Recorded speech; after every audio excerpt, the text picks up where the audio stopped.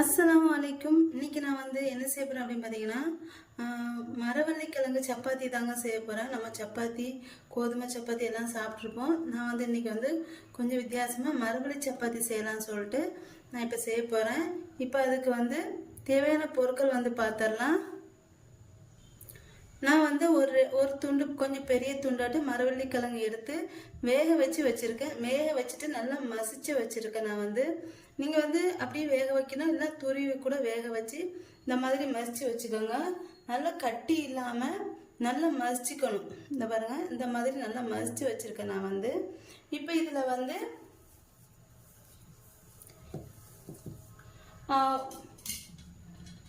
ஒரு ஸ்பூன் நெய், ஒரு ஸ்பூன் எண்ணெய் ஊற்றிக்கிறேன். இப்போ இதில் ஒரு ஸ்பூன் நெய் ஊற்றிருக்கேன். அடுத்து ஒரு ஸ்பூனு தேங்காய் எண்ணெய் ஊற்றிக்கோங்க. இப்போ இது ரெண்டையும் சேர்த்து நல்லா மசிச்சுக்கலாம்.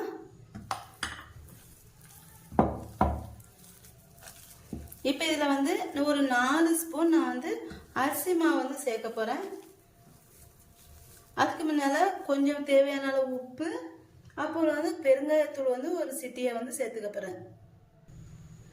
உப்பு நான் கொஞ்சம் கம்மியாக தான் சேர்த்துருக்கேன். ஏன்னா கிழங்குலையும் கொஞ்சமாக சேர்த்துருக்கிறதுனால நான் இதில் மாவுலையும் கொஞ்சமாக சேர்த்துருக்கேன். அடுத்து பெருங்காயத்தூள் சேர்த்துக்கிறேன். பெருங்காயத்தூள் சேர்த்துருக்கேன். அடுத்து இதில் நான் ஒரு 4 ஸ்பூன் அரிசி மாவு சேர்த்துக்கிறேன். சேர்த்துட்டு எல்லாத்தையும் சேர்த்து நல்லா பிசைஞ்சிக்கணும். சப்பாத்தி மாவு பதத்தில் பிசைஞ்சிக்கோங்க.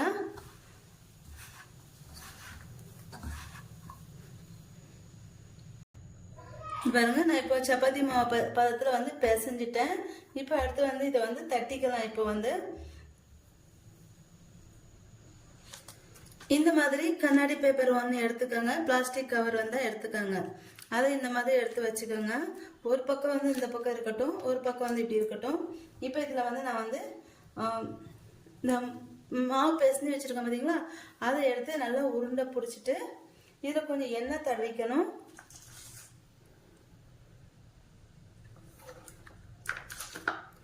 தேங்காய் எண்ணெய் இருந்தால் அதை தடவிக்கங்க. தடவிட்டு இப்போ இதில் இந்த உருண்டையை நான் வச்சுக்கிறேன். வச்சுட்டு திரும்ப இந்த பக்கமும் கொஞ்சமாக எண்ணெய் தடவிக்கோங்க. தடவிட்டு இந்த மாதிரி மடக்கிக்கணும். மடக்கிட்டு இது மேலே நம்ம உருட்டிக்கலாம். இப்போ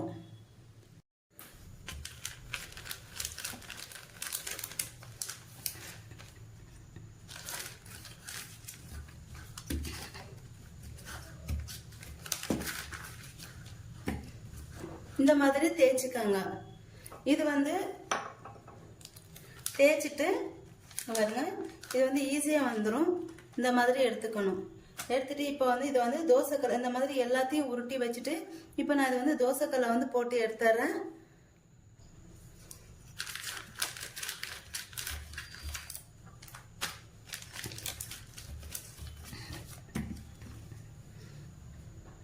இப்போ நான் ஒரு தோசைக்கல் வச்சுருக்கேன். இது காஞ்சதுக்கப்புறம் கொஞ்சமாக தேங்காய் எண்ணெய் ஊற்றிக்கிட்டு இந்த சப்பாத்தியை போட்டு எடுத்துடலாம்.